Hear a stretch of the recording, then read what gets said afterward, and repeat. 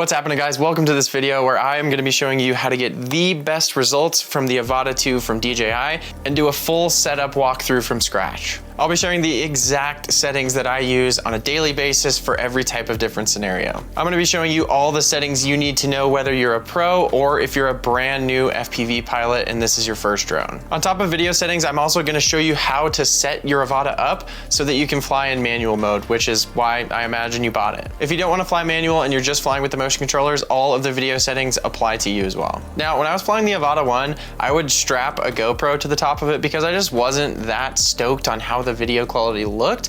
But the Avata 2 is a huge upgrade and I have actually been using the video straight out of that camera for client shoots. So without further ado, let's do it.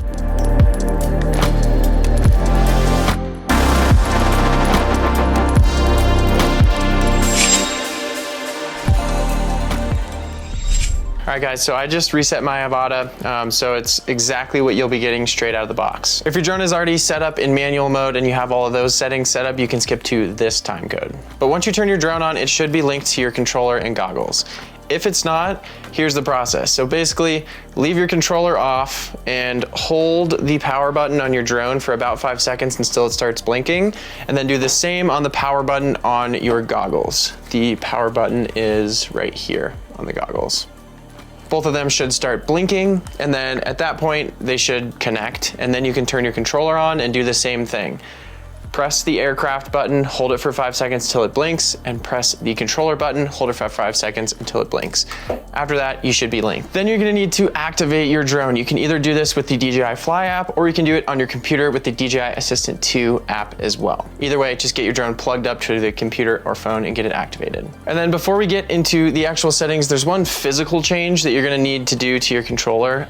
So in FPV, the left controller stays at the bottom. Normal drones, it'll center itself, but that's not the case with FPV. So basically, you're just gonna open the back of your controller on this side and tighten/loosen a couple screws. I can't really remember which directions you turn each screw, but I'm sure there's a bunch of tutorials. Honestly, for me, I just kind of turned them both directions and felt the controller just to see what it was adjusting, and then finally ended up with the perfect little setup. Okay, so now we're on to settings. All right, so how I have my little setup hooked up here is I have my phone connected to my goggles, but you can also just do this inside the goggles. So the first thing that you're gonna wanna do is kind of get comfortable with the buttons. There's two buttons. There's like a back button and then kind of a 5D button. You'll get the hang of it super quick, but that's how we're gonna be controlling it. All right, so the first thing that we are going to want to do is head to settings, and you get to that by just pressing right sideways on the 5D button. We're gonna go to control, remote controller, and we're gonna go to gain and expo, and we're gonna turn off M mode attitude limit, which basically limits your drone from completely flipping. So it's kind of like manual mode, but not full manual mode. So we are gonna turn that off. And then we're gonna go to button customization and go down to custom mode, which is basically this button right here. We want that button when it's down to switch to manual mode instead of sport mode as it's set right now. So instead of sport mode, let's go manual mode, confirm. Boom, good to go there. Next, we're gonna go to control, safety, max flight altitude. We're gonna bump that up to the max, which is 500. That's because if you're doing mountain diving, even if you're still within legal height from the ground, you don't want your drone to just stop at a certain point. So we're gonna pump that up. Max flight distance already has unlimited. And next up is frame rate, resolution, and stabilization.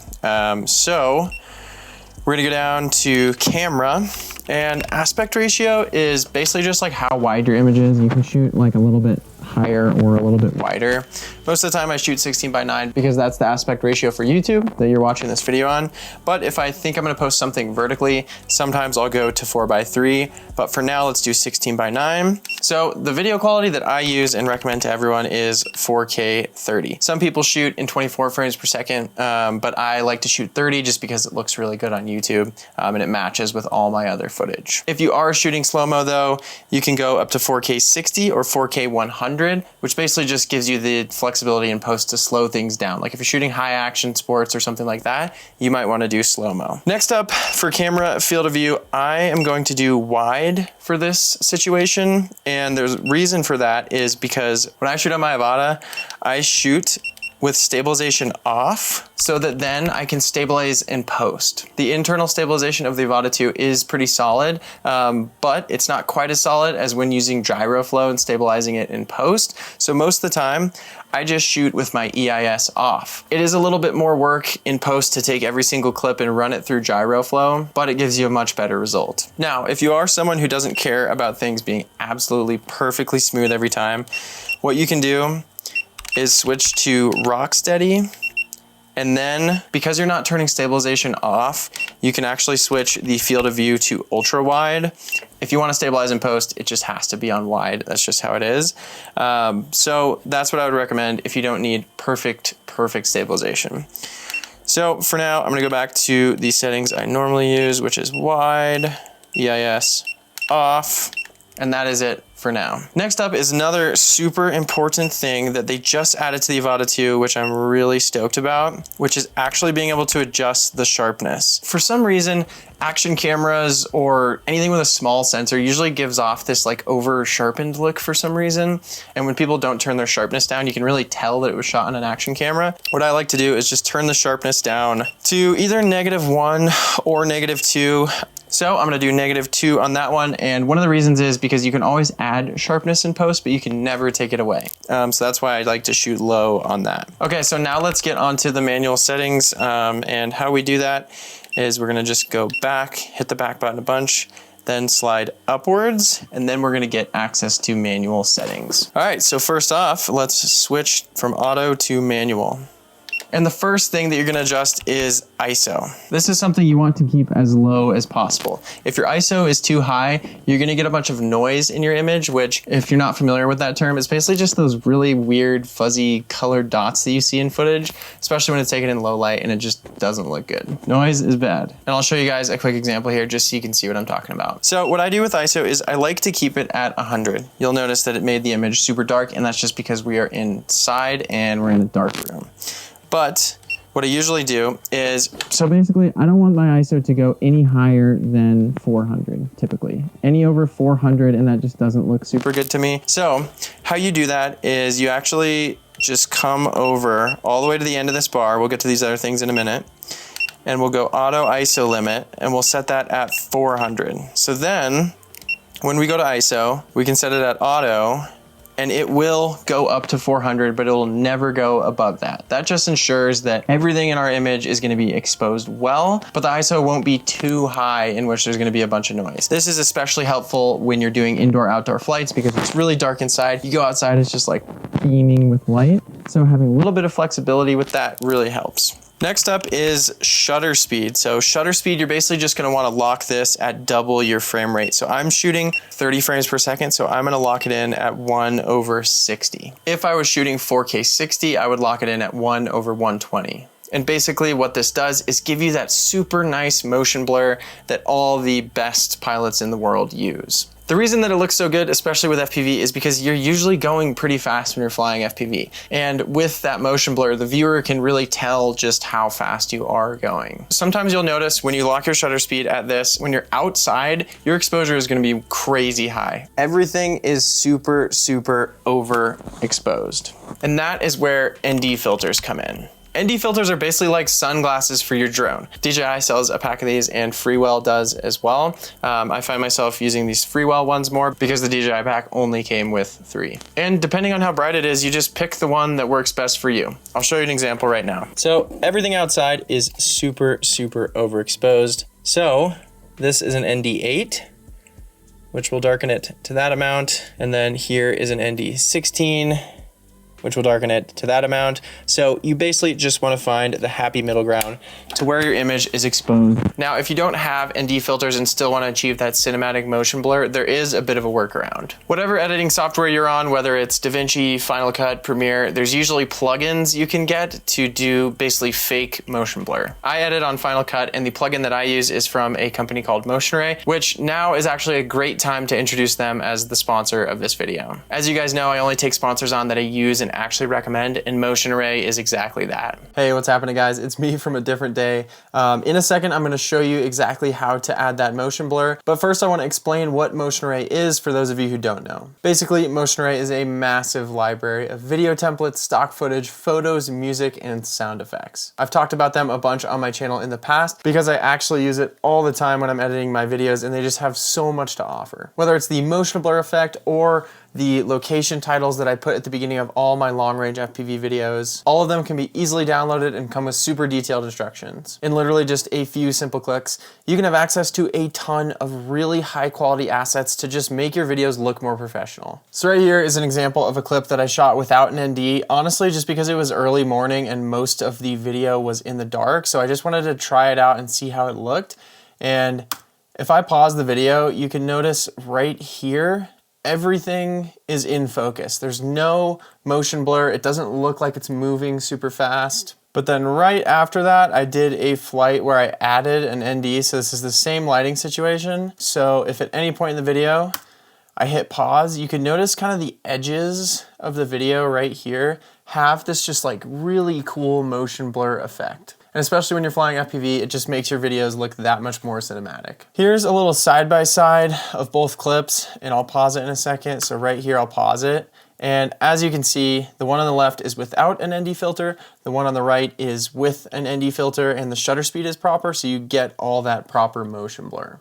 So if you don't have NDs or you just forgot to put one on or something, you can just come download this motion blur pack, hit download, install it into whatever editing platform that you use, upload it, and super easily you can come to the effects, place it on top of a clip, just let it render out for a second, and then boom, super easily you can have great looking motion blur. Another way that I use Motion Array is for finding stock footage. They have a ton of super high quality clips. A couple months ago, I made a video that was titled How to Make Money with Your Drone. And in that video, I was talking about how you can make money doing real estate shoots. And I needed just a couple nice drone shots of like a suburban neighborhood. So I just looked up neighborhood and boom, super easily found a bunch of really nice looking drone shots shot in a suburban neighborhood. As you can see, it's really just an all-in-one place to get assets to make your videos better. One of the nice things about it is it's all membership based. So you just sign up for a month or a year and you get unlimited access to everything. And usage is unlimited. There's a link down in the description below if you do want to check it out. And if you sign up for an annual subscription, you'll get $50 off using that link. So thank you, Motion Array, for sponsoring this video and most importantly, just making an awesome product. All right, let's get back to the video. All right, so next up we have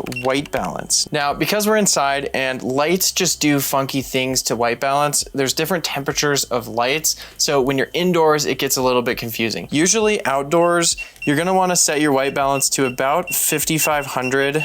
That's usually just kind of how it is outside. But if I switch it to that right now, you'll notice that it gives the image a weird look. So boom, it's super, super orange. So usually what I do is when I'm in any environment is I will switch this to auto. So I'll go all the way over here. I'll switch it into auto ISO. Now I know that the white balance perfectly for this area is 2,900. Then I'll come and lock it at 2,900 so it doesn't change. The only exception to this rule is when I am doing indoor-outdoor flights. Because the lighting changes inside versus outside, I'll usually just do auto white balance just so it can adjust. It usually does a pretty good job of keeping things smooth. These other settings we already spoke about a second ago. So the last thing that I'm gonna get to is color profile. If you're trying to have the most amount of color information possible, I'd recommend going with the flattest profile possible. And on this drone, that is D-Log M. If you're shooting in a normal color profile, it basically just bakes in all the information to that one file. So when you go to edit it, there's not that much flexibility when you want to go for certain looks. With flat, you can get a ton of different looks to your footage, and it preserves more of the highlights and more of the shadows, so you get a better exposed image overall. The LUTs that you see me color grading this footage with are all part of my drone LUT pack, which I designed specifically for drones like the Avata 2. So if you want to go for those cinematic looks, I'll leave a link in the description down below. But whatever way you want to color grade, you can have a ton of flexibility here. Just make sure you're shooting in D-Log-M. If you are someone who just wants to take the clip and post it on Instagram right away, you can shoot normal, but you're just not going to be able to make adjustments in post as well as you can with D-Log-M. Alright guys, so at this point you pretty much know everything you need to know to get the best shots possible out of the DJI Avata 2. Some of my favorite shots I've gotten on this thing were actually in Arizona, where I did a long range test in the Superstition Mountains, and I will link that here so you can see how good of footage you can get if you apply these settings. I was super impressed on that flight. If you're someone who hasn't already purchased the Avata 2, I'll leave a link to an affiliate link down in the description where I just get a small kickback, and it just helps me make more videos like this. So thank you guys so much for watching, and I'll see you on the next one. Peace.